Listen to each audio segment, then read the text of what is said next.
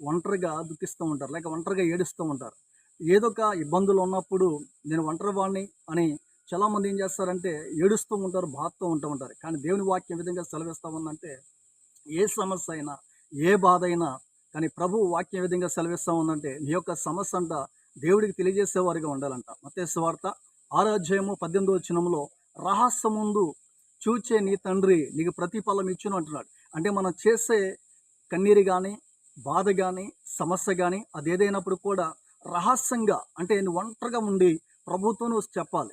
నీ సమస్య ఏదైనప్పుడు కూడా రహస్యంగా నువ్వు మొర్రపెట్టినట్లయితే, రహస్యంగా దేవుణ్ణి అడిగినట్లయితే, రహస్యంగా నువ్వు దేవుణ్ణి వేడుకున్నట్లయితే ఆయన అంటున్నమాట రహస్యమందు చూచే నీ తండ్రి నీకు ప్రతిఫలం ఇస్తాడంట. అలా ప్రతిఫలం కావాలా?